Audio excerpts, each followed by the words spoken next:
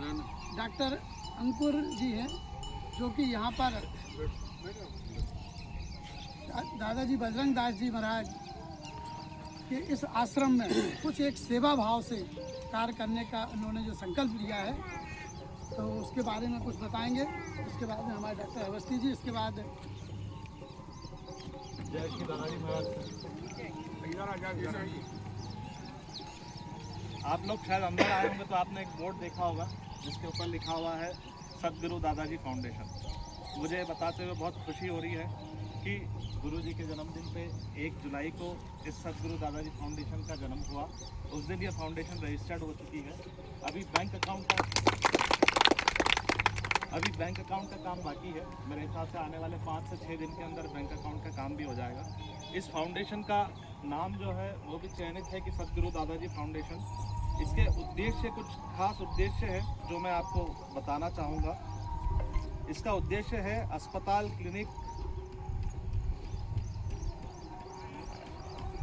Clinic, medical store, diagnostic centre, OPD, mobile health van एवं अन्य स्वास्थ्य संबंधित सेवाओं की स्थापना करना एवं संचालन करना। दूसरा उद्देश्य इसका यह है वरिष्ठ नागरिकों हेतु वृद्धाश्रम की स्थापना एवं संचालन करना। तीसरा उद्देश्य यह है पैलेटिव केयर या टर्शरी केयर। कुछ लोग आपने ऐसे देखे होंगे जो डॉक्टर बोल देता है कि अब इनका कुछ नहीं हो सकता, आप घर ले जाइए, सेवा करिए, या उनका मेडिकल इलाज अब आगे संभव नहीं है, तो ऐसे लोगों को अपन यहाँ पर रख के उनकी सेवा भाव कर सकते हैं, जिससे उनका अंतिम समय बहुत अच्छे से कटे।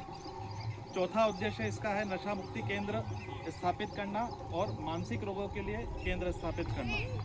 पांचवा उद्देश्य इसका यह है कि एक वेलनेस सेंटर स्थापित करना। जो आजकल हम लोग बात कर रहे हैं कि हर जना जो है एलोपैथी ट्रीटमेंट के अलावा हट के नेचुरोपैथी ट्रीटमेंट की तरफ जा रहा है बार बार, कि हमें कोई नेचुरोपैथी ट्रीटमेंट मिले, तो नेचुरोपैथी ट्रीटमेंट के लिए सेंटर हमारा डेवलप करना इस उद्देश्य है। पांचवा जो है इसके बाद आपदा, कभी कोई कहीं किसी जगह आपदा होती है तो उस आपदा के लिए राहत प्रदान करना, भोजन वितरण करना, वस्त्र वितरण करना, या अन्य समाज में किसी भी वर्ग विशेष को किसी भी तरह की आवश्यकता है तो उस आवश्यकता पूर्ति करना। इसके बाद एक गुरु जी का बड़ा सपना है कि अभी जो शिक्षा व्यवस्था चल रही है वह ऐसी चल रही है कि बच्चे CBSE, MP बोर्ड या ICSE इस तरह की बोर्ड में पढ़ाई करते हैं। बाकी हम सभी देख रहे हैं कि उसके अंदर जो है संस्कार नहीं मिल रहे हैं, सिर्फ एक किताबी ज्ञान है। उसमें भी बच्चों का जो जितना अच्छा रख सकता है वो उतना अच्छा ज्ञान प्राप्त कर सकता है, उतना अच्छा मार्क्स ला सकता है। बाकी इसका मतलब ये नहीं है कि वो उतना ज्ञानी हो गया या उसको इतनी चीज़ें समझ आ गई। तो जो पुराने ज़माने में एक गुरुकुल प्रथा थी, वैसा ही गुरुकुल एक स्थापित करने की इच्छा है गुरुदेव की। तो वो गुरुकुल स्थापित करना भी इस ट्रस्ट का उद्देश्य है। साथ ही महिला एवं बाल विकास के लिए या महिला एवं बाल उत्थान के लिए गरीब निराश्रित जो महिलाएं हैं या ऐसे बच्चे हैं जो निराश्रित हैं, उनके लिए कुछ भी रहने खाने की व्यवस्था करना, उनको आगे रोजगार की व्यवस्था जमाना, ये भी इस ट्रस्ट का एक उद्देश्य है। एक जो आज हम जिस सब चीज़ों के लिए इकट्ठे हुए हैं कि पर्यावरण के लिए जो है पर्यावरण का किसी भी तरह से संरक्षण करना, उसका वृक्षारोपण करना, स्वच्छता अभियान कराना, तो ये उसी उद्देश्य के तहत आज हम ये 27 नक्षत्र के पौधे का काम कर रहे हैं। और इसके अलावा मानव से संबंधित किसी भी तरह की सेवा हो, ये सभी सेवा जो करने का इस ट्रस्ट का उद्देश्य है। तो एक सामाजिक उद्देश्य से कि जो भी काम करें उन सब के अंदर किसी न किसी, हर समाज, हर व्यक्ति विशेष की भलाई हो, इस उद्देश्य इस ट्रस्ट का निर्माण 1 तारीख को हुआ है। इस ट्रस्ट की विशेषता ये है कि इसमें जो भी भागीदारी रहेंगे, जो भी इसमें जुड़ना चाहें, इसकी सदस्यता सभी के लिए ओपन है।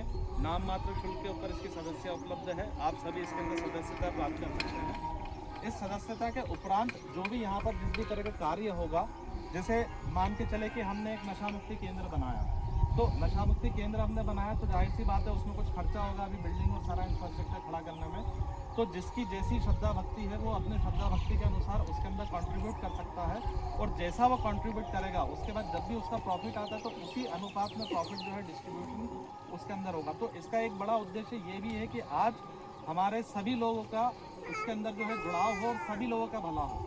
आज मैं बोलूँ कि एक सपोज कि कोई बड़ी संस्था हमें बनाना है तो किसी एक व्यक्ति विशेष के लिए हो सकता है संभव नहीं हो, मेरे पास उतनी व्यवस्था नहीं है कि मैं एक बड़ी संस्था बना सकूं, बाकी मेरी इच्छा है आगे बढ़ने की।